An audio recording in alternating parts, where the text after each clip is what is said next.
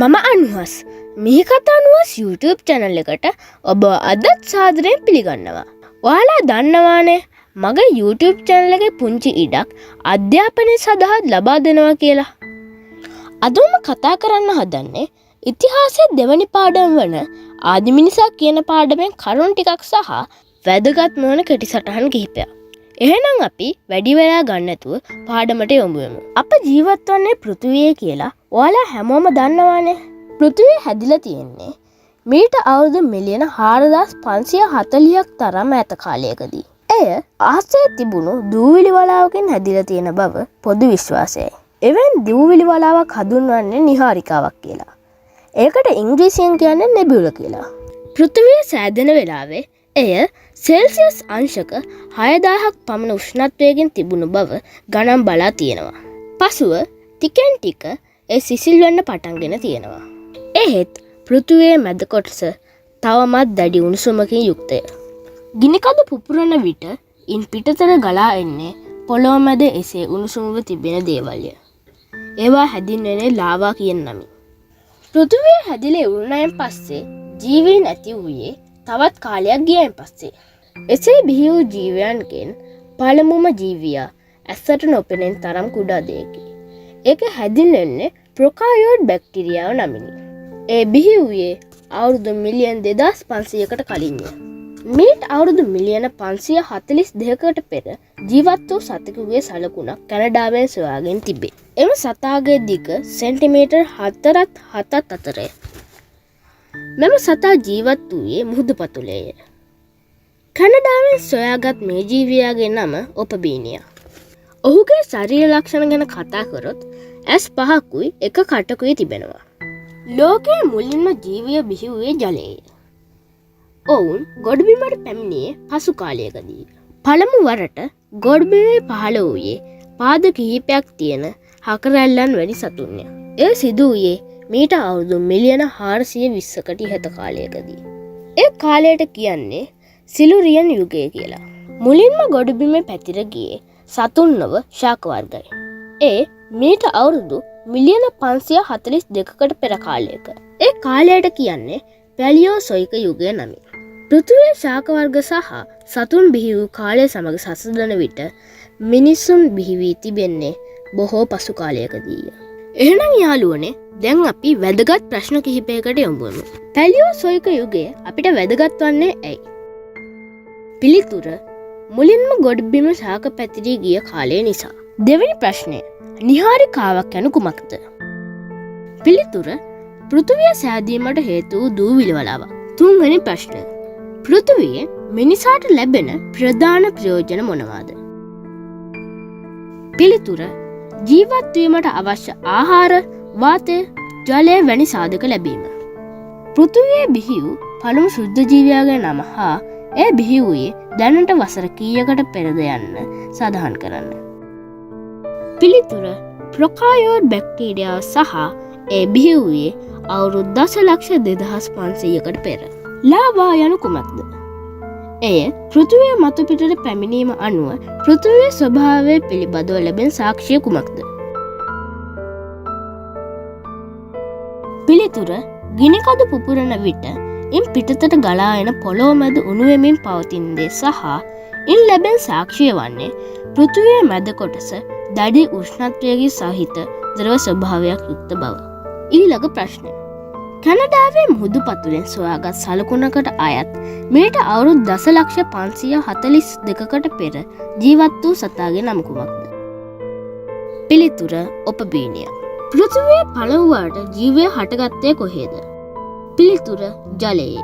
හරි යාළුවනේ එහෙනම් අපි ඉතිහාසයේ දෙවැනි පාඩම වන ආදිමිනිසා කියන පාඩමේ පළවෙනි කොටස සාකච්ඡා කරලා අවසන්. එහෙනම් අපි ඒකේ දෙවැනි කොටස වන ආදිමිනිසාගේ විකාශනය කියන කොටසට යමුවෙමු. මිනිසා බිහිවීම. මිනිසා ස්වභාව ධර්මයට අයත් සතෙක් කියලා ඔයාලා හැමෝම දන්නවා ඇතිනේ. ඒත් අනෙක් සතුන්ට වඩා මොහු ඉදිරියෙන් ඉන්නවා. නොයෙක් දෑ තැනීමේ හැකියාව, අදහස් සුවමාරු කර ගැනීම, නැටීම, ගැයීම ආදී සෞන්දර්යාත්මක දෑ මිනිසා විසින් නිපදවන ලදී. වෙනත් සතුන් අතර එවන් දෑ දකින්නට ලැබෙන්නේ නැහැ.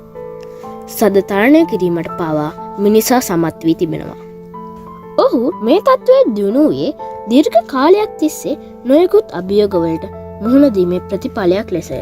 වෙනත් සතුන් අතර තවත් සතෙකු මිනිසා අනෙක් සතුන් සියලු දෙනා අභිබවා දියුණු වූයේ කෙසේද? අන්න ඒ දේ මේ පාඩමේදී ඔබට ඉගෙන ගැනීමට ලැබේ. එහෙම ඉගෙන ගැනීමෙන් මිනිස් පරපුරට අයත් වූවකු ලෙස තම සමාජයට ඔබ කළ යුතු සේවය අවබෝධ කර ගැනීමට ඔබට අවස්ථාවක් ලැබෙනවා.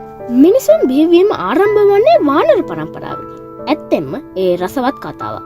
මේට අවුරුදු මිලියන් 2.5කට පමණ ඉහත කාලයකදී අප ජීවත් වන මේ පෘථිවියේ පැවතියේ අධික ශීතල කාලගුණයක්. ඒ කාලය හැදින්වෙන්නේ මහා හිම යුගය කියලා.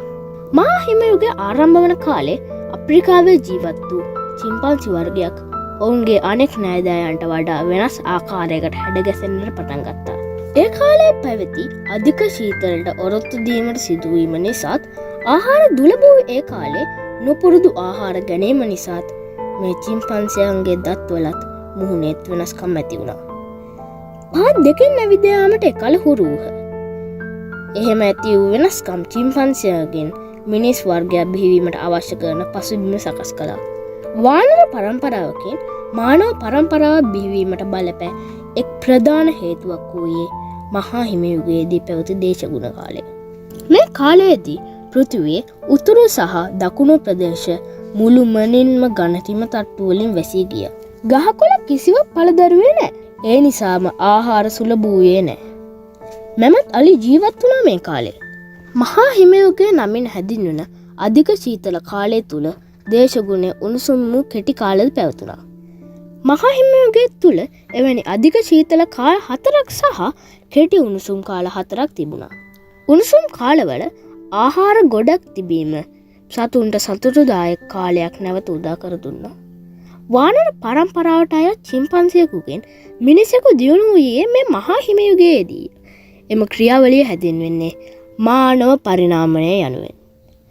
ශරීර හැඩයෙන් මුල් කාලයේ මානවයන් සහ වානරයන් අතර විශාල වෙනස්කම් නොතිබුණා. ඒත් වෙනත් වානරයින් නොකළ දෙයක් මානවයින් විසින් ආරම්භ කළා. ඒ උපකරණ පාවිච්චි කිරීම. ස්වභාවිකව ජලය ගලා යන තැන්වල තිබෙන රවුම් ගල් එකතු කරලා ඒවායේ යම් යම් ඇට වර්ග තලාගෙන ඒවා ආහාරයට ගැනීමටත් අනෙත් තැලීමේ අවශ්‍යතාවවලටත් එම ගල් ඔවුන් භාවිතයට ගත්තා. මෙලෙස මිනිසකු වීමට නැඹුරුවක් ඇති කළ පැරණි වානරයා හැදින්වෙන්නේ ඔස්ට්‍රලෝපිතිකස් යන නමිනි. පහත් දෙකෙන් ඇවිද යාමේ හැකියාව නිසා මානවීන්ට වෙනත් වානරයින්ට කළ නොහැකි දේ කිරීමට හැකි විය. කල්යාමේදී ඔහු ගල්වලින් තැනුම් මෙවලම් තවත් දුරටත් දියුණු කළා. එහි මූලික පියවර වූයේ ගලකින් තවත් ගලකට ගසා ඉන් පතුරක් කඩා ඉවත් කොට මුවහත් මුහුණතක් සාදා ගැනීමයි. මේ උත්සාහය යෙදුණු පළමු වෙන්නා හැදින්වෙන්නේ හෝමෝ හැබිලස් මානවයා යන නමිනි. ඒකේ තේරුම හැකි මිනිසා යන්න. ඔහු ජීවත් වූයේ මීට අවුරුදු මිලියන් 2.3ත් 1.4ත් අතර කාල වකවානුවකදීය. වර්තමානයේ දකින්නට ලැබෙන ආකාරයේ නවීන උපකරණයක් නිපදවීමට තරම් සමත්කමක් මිනිසාට හිමි වූයේ මේ වගේ පුංචි දේවල් හැදීමට ඉගෙනගත් නිසාය. ගල්මෙවලම් සෑදීම මෙන්ම මිනිසුන්ගේ දියුණුවට බලපෑ තවත් කාරණයක් වූයේ ගින්දර භාවිතා කිරීමට පුරුදු වීමයි. ගින්දර භාවිතා කිරීම නිසා ආහාර පුළුස්වා ගැනීමට හැකි වුණා. ඒ නිසා ආහාර වඩා හොඳින් දිරවා ගැනීමට හැකි වුණා. ගින්දර නිසා ශීත කාලවලදී උණුසුම් වීමට හැකිවීම ජීවිතය තවදුරටත් පහසු වී ශරීරයේ හැඩය අලංකාරය වුණා. මිනිසා විසින් පළමු වරට ගින්දර භාවිතා කිරීම පෙන්නුම් කරන සාක්ෂි ඊශ්‍රායලෙන් සොයාගෙන තිබේ. ඒ සාක්ෂිය අවුරුදු 7,90,000ක් පැරණිය. ගින්දර භාවිතා කිරීමට පුරුදු වූයේ හෝමෝ ඉරෙක්ටස් නමින් හැදින්වෙන මානවයාය. ඔහු ජීවත් වූයේ මීට අවුරුදු මිලියන 1.8කට ඉහත කාලවකවානුවකදී. වානර පරම්පරාවකින් බිහිවුවද කල්යෑමේදී මිනිසාගේ ශරීරය වානරයෙකුගෙන් වෙනස් වී අද පවතින ලෙස සකස් වුණා. ක්‍රමයෙන් මොළය දියුණු වී ඒ වානරයෙකුගේ මොළයට වඩා විශාල වූ බැවින් මිනිසාගේ හිස් කබල ඒ අනුව හැඩගැසෙමින් වෙනස් වුණා. මෙතෙක් ඔබ අසා දැනගත් පැරණි මානවයන් අද ජීවත් වන මිනිස් වර්ගයාට සම්බන්ධ වන්නේ තවත් දියුණු මානවයෙකු හරහාය. ඔහු හැදින්වෙන්නේ හෝමෝ නියැන්ඩර්තාලන්සිස් යන නමිනි. ඔහු ජීවත් වූයේ මීට අවුරුදු 6 ලක්ෂයකට පමණ ඉහත කාලයකදී. මෙම මානවයා විශාල සතුන්ගේ ඇටකටු භාවිත කර නිවාස ඉදි කරා. ඒ වගේම එළවලු වර්ග පිස ආහාරයට ගෙන තිබේ. ඔහු ඉතා හොඳ දඩයක්කාරයෙක් වුණා. අවුරුදු මිලියන් 2ක පමණ කාලයක් තිස්සේ මිනිසා තමන්ගේ හැකියාව දියුණු කරගත්තා. අලුත් දේ නිපදවීමට කල්පනා කරන නිසා ඔවුන්ගේ මොළය හොදින් වැඩුණා. ඒ නිසාම මීට අවුරුදු ලක්ෂයකට පමණ ඈත කාලයකදී ඔවුන්ට එකිනෙකා අතර අදහස් සුවමාරු කර ගැනීමට හැකි භාෂාවක්ද හැඟීම් ප්‍රකාශ කිරීමට සංගීතය සහ නැටුම්ද චිත්‍ර ඇදීමට හැකියාවද ලැබිණි. මෙවැනි සාරවත් දේ නිපදවූ මානවයා හැඳින්වෙන්නේ හෝමෝ සාපියන් යනුවෙනි. ඒ අපි හැමෝන්ගෙම ළඟම නෑදෑයා. අප සියලු දෙනා අයත් වන්නේ හෝමෝ සාපියන් පවුලටය. ආදි මානවයන් සොයාගත් දේ අදටත් මහත්සේ ප්‍රයෝජනවත්ය. ඊට හොඳම නිදසුන ගින්දර සොයා ගැනීම සහ ඒ භාවිතා කරන්නට ඉගෙන ගැනීමයි. නිවාස ඉදිකිරීම හා ආහාර පිස අනුභව කිරීම ආදියට අප හුරු පුරුදු වූයේද අතීත කාලයේ ජීවත් වූ මානවයන්ගෙනි. හරි යාළුවනේ, අපි ආදි මිනිසාගේ විකාශනය කියන කොටසෙන් ප්‍රශ්න කිහිපයකට යොමු වෙමු. පළවෙනි ප්‍රශ්නය. මානවයන් අතරින් වඩාත්ම දියුණු මානවයා කවුද? පිළිතුර හෝමෝ සාපියන් මානවයා. දෙවෙනි ප්‍රශ්නය. මිනිසා බිහිවීම ආරම්භ වූ සත්ව පරම්පරාව කුමක්ද? පිළිතුර වානරයන්. තුන්වෙනි ප්‍රශ්නය. වෙනත් සතුන්ට වඩා මිනිසා දියුණු සතෙක් බවට පත්වීමේ හේතු දෙකක් ලියන්න.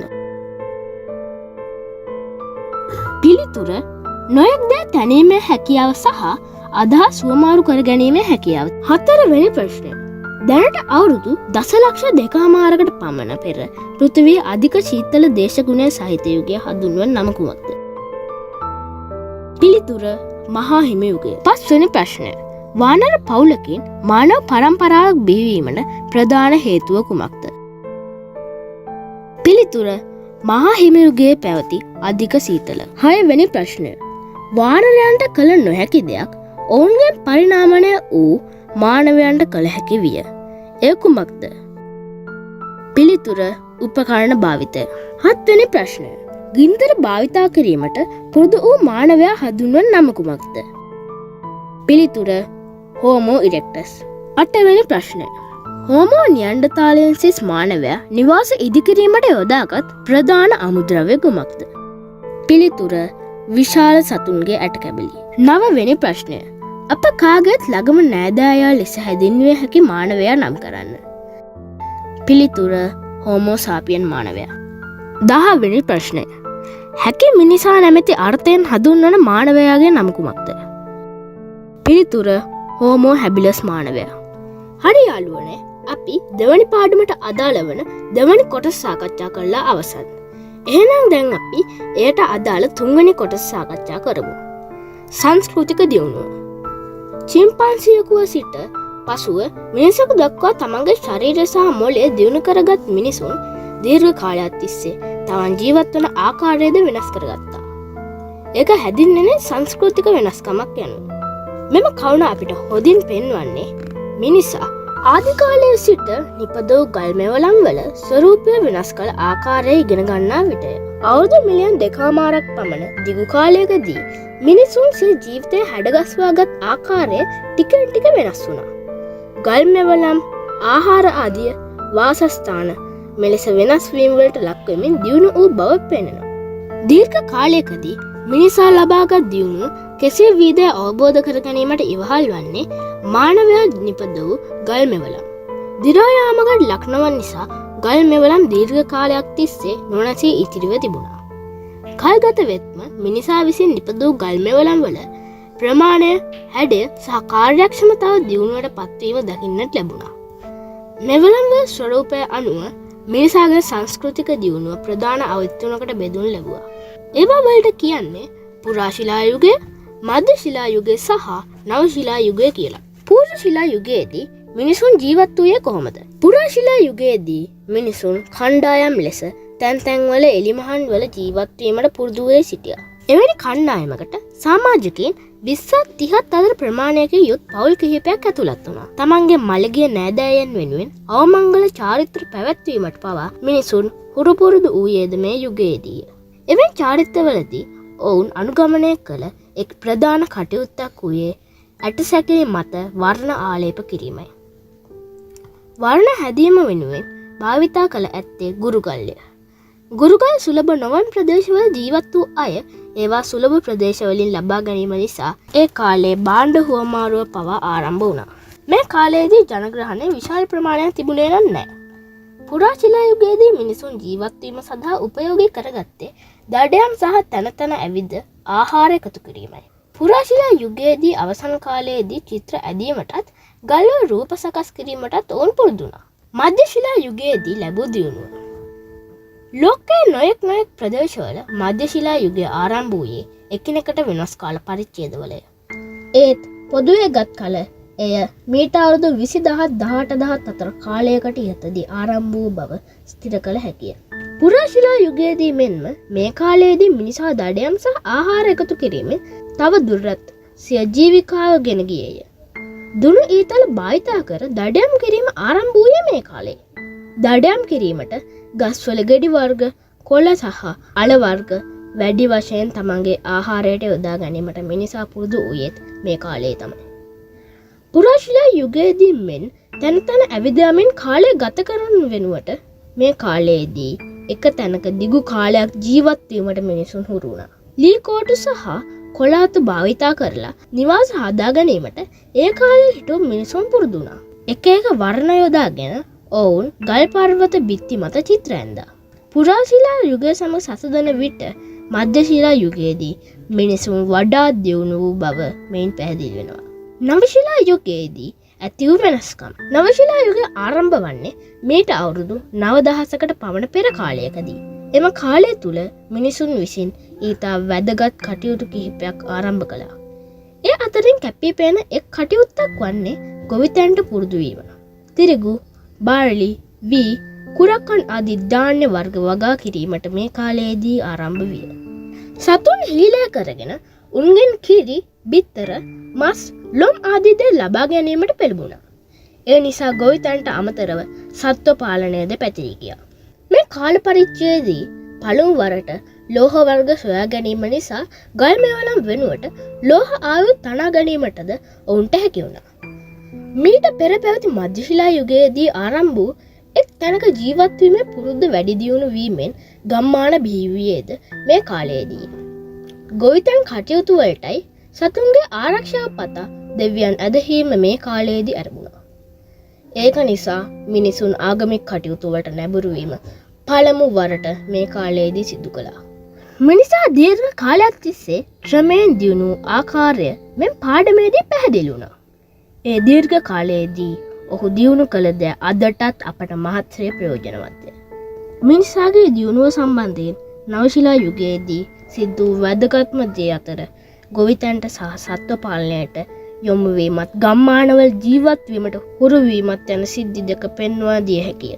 පසු කලකදී ශිෂ්ටාචාර බිහිවීමට ඒවා මගින් මහත් බලපෑමක් ඇති වුණා.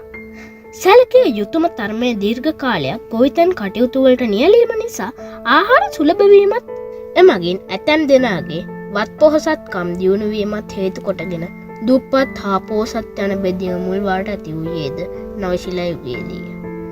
ඒ සමාජවල වාසය කළ පොහොසත් අය බලවත් වූ අතර ඔවුහු පසු කාලයක නාගරික ජීවිතයකට හුරු වුණා. ඒ පිළිබඳ කරුණු ඉදිරි පාඩම්වලදී ඉගෙන ගැනීමට හම්බෙයි. ගොවිතැන ආරම්භ වීම.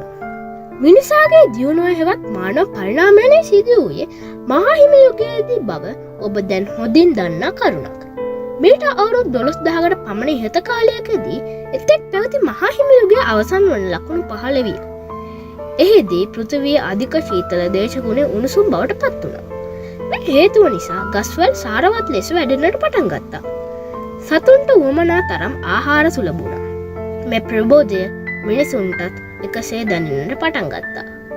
මෙම අලුත් දේශගුණික තත්ත්වය ආරම්භ වන යුගය හැඳින්වෙන්නේ හොලෝසීන යුගය කියලා. මේ යුගයේදී මිනිසු සතුන් දඩයම් කිරීමට වෙනුවෙන් ගොවිතැන් කිරීම ආරම්භ කළා. ලෝහ වර්ග සොයාගෙන ඒවා තමන්ගේ ප්‍රයෝජනයට ගත්තා. සතුන් දඩයම් කරනු වෙනුවට සතුන් හේලා කිරීමෙන් සත්ව පාලනයට යොමු වුණා. එක් රටවල එකල විසූ මිනිසු විවිධ ධාන්‍ය වර්ග වගා කළා. නිදසුනක් විදියට බැලුවොත් වී වගා මුල්වලට ආරම්භ වූයේ චීනය. තිරිගු මුල්වලට වගා කළේ මධ්‍යධානි ප්‍රදේශයේ. අප අද ආහාරයට ගන්නා ධාන්‍ය වර්ග කිහිපයක් මුල්වලට වගා කළ ස්ථානය මෙසේය. බඩිරිගු මධ්‍ය ශිලා මෙක්සිකෝවේ ක්‍රිස්තු පූර්ව 3000 දී. ඒ කියන්නේ අදින් අවුරුදු 5000කට පෙර. තිරිගු මධ්‍යධානි ප්‍රදේශය ක්‍රිස්තු පූර්ව 9000. ඒ කියන්නේ අදින් අවුරුදු 11000කට පෙර. වී චීනය කියලා මං කලිනුත් කිව්වනේ. ක්‍රිස්තු පූර්ව 7000. අදින් අවුරුදු 9000කට පෙර. මිනිසා ගොවිතැනට යොමු වීම නිසා සිය පවුලේ සමාජිකයන් සමග එක තැනකට වී ජීවත් වීමට පෙළඹුණා. ඒ නිසා වාසස්ථාන ලෙස නිවාස ඉදිකරුණා. කිහිප දෙනෙකු සිය පවුල් සමග මෙසේ එක තැන්වල ජීවත් වීම නිසා ගම්මාන බිහිවීම ආරම්භ වුණා.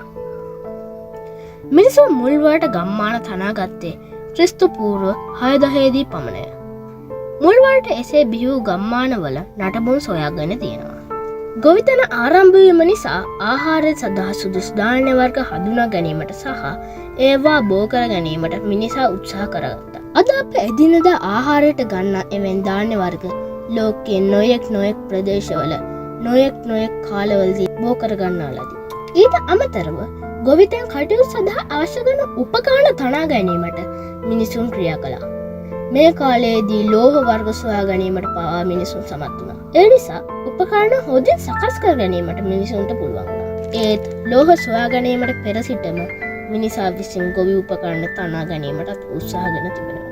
මේ අයුරින් නිපදවන ලද පුරාණ කාලයට අයත් මැටියෙන් සෑදූ දෑකැත්තක් එක්තරා ගුහාවක තිබී පුරාවිද්‍යාඥයින් විසින් ඊශ්‍රායලයේදී හොයාගෙන තිබ්බා.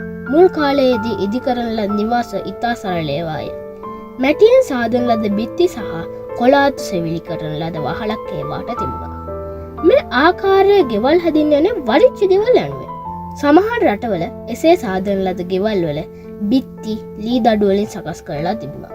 ගොවිතැන් කිරීමට ඉගෙන ගැනීම මිනිසා ලබාගත් විශාල ජයග්‍රහණයක්. තැන තැන ඇවිදමින් දඩයම් කරනු වෙනුවට ගම්මානවල ජීවත් වීමට පුරුදු වූයේ ගොවිතැන් කිරීමට පුරුදු නිසා. අස්වැන්න ලබාගත් පසු ලැබුණු විවේකයේ හේතුවෙන් මිනිසුන්ට ගොවිතැනට අමතරව වෙනත් නොයෙක් කටයුතු වලට නිරත වීමට ඉඩ ලැබුණා. චිත්‍ර ඇදීම, පිළිම සෑදීම, සංගීතයට යොමු වීම ආදී දේ දියුණු වූයේ එහි ප්‍රතිඵලයක් විදියට. මෙලෙස ගොවිතැනට සහ සත්ත්ව පාලනයට පෙළඹීම නිසා මිනිසාට ශිෂ්ටාචාර තනා ගැනීමේ හැකියාව ලැබුණා. මුලින්ම ජීවෙන් ජලයේ බිහිවි පසුව ගොඩබිමට පැතිරී ගිය ආකාරය පිළිබඳ මම කලිනුත් ඒගොල්ලන්ට කිව්වනේ. ගොඩබිමදී විවිධ සතුන් දියුණු අතර වර්තමානයේ ලෝකයේ ජීවත් වන පක්ෂීන්, උරගයින්, මත්ස්‍යයන් වැනි කෘමියන්, පණුවන්, සන්ධිපාදකීන්, චීරපයින් එසේ වර්ධනය වූ ජීවීන්ය. කෙතරම් වෙනස්කම් තිබුණද ඒ සියලු දෙනා ආරම්භ වූයේ එකම තැනකින්. මිනිසාද ඒ විවිධ සතුන් අතර සිටින තවත් එක් සත්වයෙකි. වානරයෙකුව සිට පසුව ඔහුගේ හෝමෝ සාපියන් නමින් හැඳින්වෙන බුද්ධිමත් මිනිසාතෙක් දියුණු වුණා. අප කවුරුත් හෝමෝ සාපියන් වර්ගයට අයත් වුවද අද ලෝකයේ ඇතැම් ප්‍රදේශවල ජීවත් වන මිනිසුන්ගේ මුහුණවල වෙනස්කම් දක්නට ලැබෙනවා. අප්‍රිකාවේ ජීවත් වන අයගේ මුහුණ චීනයේ ජීවත් වන අයගේ මුහුණට වඩා වෙනස්. ඒ වෙනස්කම් අනුව හෝමෝ සාපියන් මිනිසා කොකසොයිඩ්, නිග්‍රොයිඩ්, ඔස්ට්‍රලොයිඩ් සහ මොංගොලොයිඩ් යනුවෙන් වර්ග 4කට බෙදා තිබෙනවා. මෙවැනි වෙනස්කම් සිදුවේ ඔවුන් ජීවත් වන පරිසරවල පැවති වෙනස්කම් නිසා. හරි යාළුවනේ, එහෙනම් දැන් අපි වැදගත් ප්‍රශ්න කිහිපයකට යමු. පළවෙනි ප්‍රශ්නය. ප්‍රථම වරට මිනිසා ලෝහ ආයුධ තැනීම සිදු වූ යුගය කුමක්ද? පිළිතුර නවශිලා යුගය. දෙවැනි ප්‍රශ්නය. පුරාශිලා යුගයේදී මිනිසුන් ආහාර සපයා ගත්තේ කෙසේද? පිළිතුර දඩයම සහ තන තන ඇවිද ආහාර එකතු කිරීම. තුන්වෙනි ප්‍රශ්නය. ලෝකයේ පළමු වතාවට වී වගා කළේ කොහේද? පිළිතුර චීනය. හතරවෙනි ප්‍රශ්නය. නවශිලා යුගයේදී මිනිසුන්ගේ ආර්ථිකය ඇති වූ ප්‍රධාන වෙනස්කම් සඳහන් කරන්න. පිළිතුර සමහරුන් වත් පොහොසත් දියුණුවීම හේතු කොටගෙන දුප්පත් හා පොහොසත් යන බෙදීම මුල්වලට ඇති කිරීම. අවසාන ප්‍රශ්නය. මධ්‍යශිලා යුගයේ දඩයම් කිරීමට මිනිසුන් යොදාගත් මෙවලම් සඳහන් කරන්න. පිළිතුරු දුනු සහ ඊතල. හරි යාළුවනේ, අපි ඉතිහාසයේ දෙවනි පාඩම වන ආදිමිනිසා කියන පාඩම සාකච්ඡා කරලා අවසන්. මට හිතෙනවා මේ වීඩියෝ එක ඒගොල්ලන්ට ගොඩක් වැදගත් වෙයි කියලා. ඔයාලට මේ වීඩියෝ එකෙන් දෙයක් ලැබුණා නම් මගේ YouTube channel එක subscribe කරන්න අමතක කරන්න එපා. මෙතෙක් වෙලා රැඳී සිටියට ස්තුතියි. නැවතත් මෙවැනි වීඩියෝ එකකින් හමු වෙමු.